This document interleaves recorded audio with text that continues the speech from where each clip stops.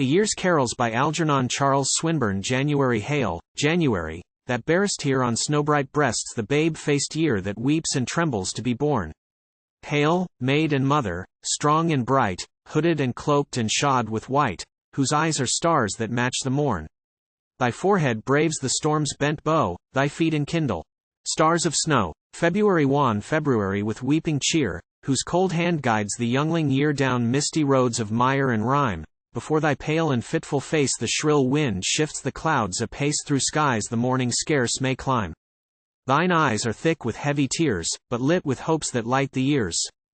March hail, happy March, whose foot on earth rings as the blast of martial mirth when trumpets fire men's hearts for fray. No race of wild things winged or finned may match the might that wings thy wind through air and sea, through scud and spray. Strong joy and thou were powers twin born of tempest and the towering morn. April crowned. April, king whose kiss bade earth bring forth to time her lordliest birth when Shakespeare from thy lips drew breath and laughed to hold in one soft hand a spell that bade the world's wheel stand, and power on life, and power on death, with quiring suns and sunbright showers praise him, the flower of all thy flowers. May hail, May, whose bark puts forth full-sailed for summer. May, whom Chaucer hailed with all his happy might of heart, and gave thy rosebright daisy tips strange fragrance from his amorous lips that still thine own breath seems to part and sweeten till each word they say is even a flower of flowering May. June strong June, superb, serene, elate with conscience of thy sovereign state untouched of thunder, though the storm scathe here and there thy shuddering skies and bid its lightning cross thine eyes with fire, thy golden hours inform earth and the souls of men with life that brings forth peace from shining strife. July hail, proud July, whose fervent mouth bids even be morn and north be south by. Grace and gospel of thy word, whence all the splendor of the sea lies breathless with delight in thee and marvel at the music heard from the ardent silent lips of noon and midnight's rapturous plenilune. August great August, Lord of golden lands, whose lordly joy through seas and strands and all the red ripe heart of earth strikes passion.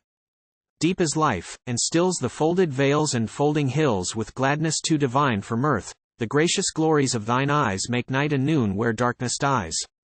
September hail, kind September, friend whose grace renews the bland year's bounteous face with largesse given of corn and wine through many a land that laughs with love of thee and all the heaven above, more fruitful found than all save thine whose skies fulfill with strenuous cheer the fervent fields that knew thee near. October October of the tawny crown, whose heavy laden hands drop down blessing, the bounties of thy breath and mildness of thy mellowing might fill earth and heaven with love and light too.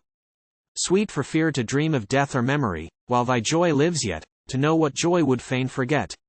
November hail, soft November, though thy pale sad smile rebuke the words that hail thy sorrow with no sorrowing words or gratulate thy grief with song less bitter than the winds that wrong thy withering woodlands, where the birds keep hardly heart to sing or see how fair thy faint wan face may be.